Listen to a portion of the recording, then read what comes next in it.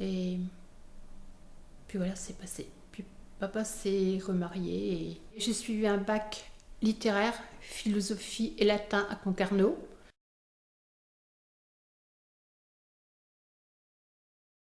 Après le bac, moi, je me suis inscrite à l'école hôtelière à Strasbourg parce que je parlais correctement allemand, parce que c'était réputé aussi être la meilleure école de France. Mais je ne savais pas ce qui m'attendait. Je ne savais pas que les écoles hôtelières préparaient à, à travailler dans des hôtels de luxe où il fallait être soit belle et tais-toi ou juste uniquement servir les gens sans s'exprimer. Les Alsaciens étaient étonnés de voir une Bretonne blonde arriver dans leur école.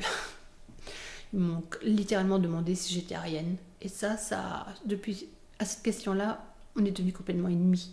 Je n'arrivais pas à comprendre comment des jeunes gens de 18-20 ans aient ce genre de propos, surtout en Alsace. Je suis restée 5 mois à l'école hôtelière. J'ai lutté pour rester le maximum de temps. Bon, heureusement que j'avais des amis orientaux qui m'ont aidé à supporter le climat, la froideur de gens et leurs bêtises.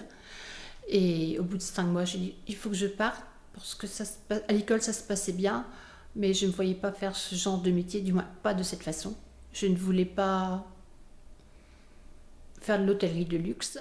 Et en plus, ce genre d'école, ils ne font pas d'histoire, ils ne font pas de géographie, que la géographie touristique, savoir la nature de la plage, savoir si c'est d'égaler du sable. J'ai trouvé que c'était trop pas léger comme genre de programme. Et les anecdotes aussi, il y avait des cours d'œnologie. Et un jour, à Noël, en rentrant à la maison, j'ai dit papa, je dois illustrer mon classeur d'œnologie, il me faut des belles étiquettes de vin. Et là, je lui ai fait confiance. On a été chez un marchand de vin le plus proche, non loin de ma rue. Et on m'a donné des belles étiquettes de vin. Et quand je suis arrivée à l'école de Strasbourg, ils m'ont ri au nez parce que moi, ce que je trouvais beau comme étiquette de vin, c'était des étiquettes dont le design, le dessin était esthétiquement et artistiquement beau. Et pour eux, c'était les châteaux Pétrus, c'était ce genre de grand vin. Et là, j'ai compris qu'on n'était pas du tout du même monde. Les Beaux-Arts de Quimper, j'y suis restée pratiquement 2 ans. Mais je suis tombée à une période que les artistes ont qualifiée d'époque perdue pour les étudiants. En fait, je suis tombée aux Beaux-Arts en plein body art. Et ça, c'était un événement. En fait, je suis passée de l'école hôtelière où on faisait du boudin avec du sang, aux Beaux-Arts où on faisait du boudin au nom de l'art. Donc, j'ai passé 2 ans de vacances, mais je ne voyais pas mon avenir dans l'art. C'était tellement différent de l'art de mon père, de l'art, disons, académique. Là, il fallait tuer tous les codes. On nous apprenait pas à dessiner. On nous disait il faut être violent. Et si vous voulez vous exprimer, soyez violent avec votre corps. Ça, j'ai eu du mal à accepter parce que je suis pas violente de nature. Alors, c'était dans les années 79-81. Et un des premiers thèmes que j'ai eu aux Beaux-Arts, c'était l'autoportrait. Et inutile de vous dire, bon, moi j'ai présenté un portrait au crayon, gouache, en noir et blanc. Et les autres, on se faisait des croix gammées sur les corps. Il y avait pas mal de délire. Moi je voyais ça comme du délire, le body art. Certains se représentaient dans des cercueils à 2 degrés, avec des corps de degrés de putréfaction différentes.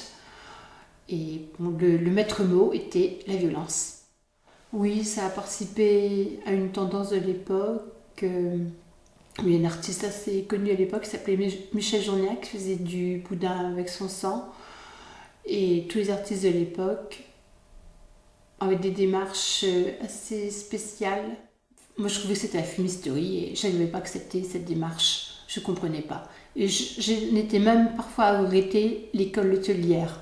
Il y avait d'excellents cours d'histoire de l'art donnés par un professeur qui venait de Paris, qui était critique d'art reconnu, qui a écrit des tas d'ouvrages, qui est aussi malheureusement mort jeune.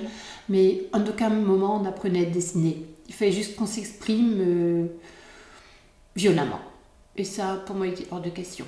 Mais bon, j'ai quand même tenu pratiquement 2 ans Mais j'aurais aimé plutôt apprendre à dessiner, apprendre à aller sur le sujet, mais ça j'avais heureusement appris avec mon père. Mais pour moi c'était 2 ans, c'était pas 2 ans de vacances, mais c'était 2 ans de délire permanent. Et quand je rentrais à la maison le soir, mon père me demandait ce que j'avais fait de la journée, ce que j'avais appris. Et on finit toujours par sourire parce que c'était du grand n'importe quoi. Non, j'ai jamais eu, sauf au cours du mercredi après-midi quand j'étais au lycée. Là, j'y allais. Et là, bon, on faisait des natures mortes. On avait des sujets de base pour apprendre à dessiner, la perspective et tout ça, les couleurs. Voilà, la base, en fait. Parce que tout art artiste est passé par la base avant de s'exprimer à sa façon, trouver son style. Mais là, non, c'était délirer, délirer, délirer. Soyez violent et délirez. Et non, pas pour moi. Moi, je suis, même parfois, ça m'est arrivé de faire des tableaux. Je savais que esthétiquement, ils tenaient leur place. C'était ce que moi j'appelle beau. Et on me reprochait mes couleurs parce que c'était trop. Les gammes allaient ensemble et je faisais après du n'importe quoi. Et là, ça passait. Donc, il n'y avait aucune. La démarche n'était pas du tout esthétique. C'était une démarche de violence et s'exprimer. C'est une façon qui ne correspondait pas du tout.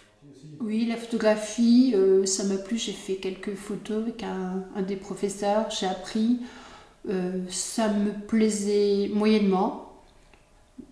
Bon, les paysages, les corps, non, c'est pas un médium qui m'a plu. Faire la photo, ça me plaisait pas. J'ai trouvé que c'était magique. J'ai aimé apprendre la technique, mais c'est tout. Sinon, on a fait un peu de volume, parce qu'ils ne disaient pas de sculpture, mais on disait volume, mais c'était plutôt, bon, je m'attendais à travailler de la terre, à apprendre à travailler la terre, à sculpter, mais en fait, le volume à l'époque du body art, c'était du fil de fer avec du papier toilette et de la colle.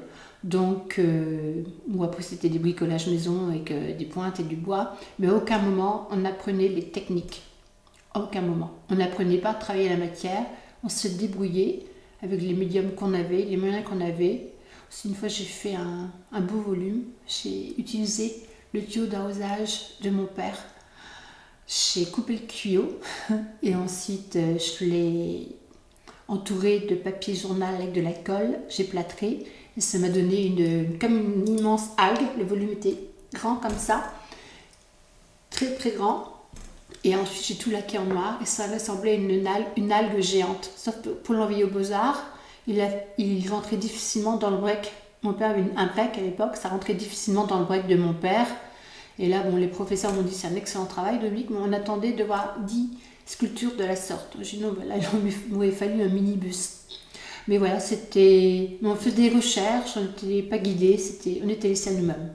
Bon, c'est bien de laisser les gens créer, mais on a besoin d'être guidés. Surtout quand on est à l'école, on a besoin d'être guidés, on demande d'apprendre des techniques avant de pouvoir s'exprimer. C'est pas laisser les gens à eux-mêmes. Bon, le trop de discipline que j'ai eu à Strasbourg, j'aurais aimé un peu l'avoir minimum, être guidée aux Beaux-Arts. J'ai été modèle photo uniquement pour le thème de l'autoportrait aux Beaux-Arts. Bon, là où beaucoup se dénudaient pour faire des nus d'elles, moi ça ne m'intéressait pas d'avoir des nus de moi. Donc là, déjà à l'époque, j'utilisais un matériau que j'aimais, c'est la dentelle, et j'acceptais de faire des photos, mais pour mon thème de l'autoportrait, je portais de la dentelle, j'étais cachée sous la dentelle. En fait, bon, moi j'aime la dentelle sur le corps d'une femme, donc pour moi je me déguisais, c'était tout, c'était pas l'art, c'est une façon de se déguiser, de mettre son corps en valeur. Mais bon, j'ai toujours les clichés, je suis jolie dessus, c'est plaisant, mais ça fait déguisement, c'est pas du tout de l'art. On apprenait la photo, et bon, moi je me suis déguisée entre guillemets avec la dentelle. J'ai une amie qui s'habille en rock avec un perfecto, blouson de cuir. Bon, il y en a d'autres qui étaient en punk, d'autres étaient nus, mais bon, c'était pas évident, c'était plutôt un jeu de rôle. Voilà. J'ai aussi fait participer à des photos à Douarnenez où il fallait se super saper. Là, j'étais plutôt habillée rétro, avec des vieilles dentelles. Ça faisait un peu du Hamilton, parce on s'amusait à mettre du scotch, des objectifs, des caméras, des appareils photo pour essayer de ressembler au grand Hamilton. On n'y arrivait pas. Bon, c'était beaucoup de recherches, d'essais. Et bon, c'est resté caduc. C'était un amusement.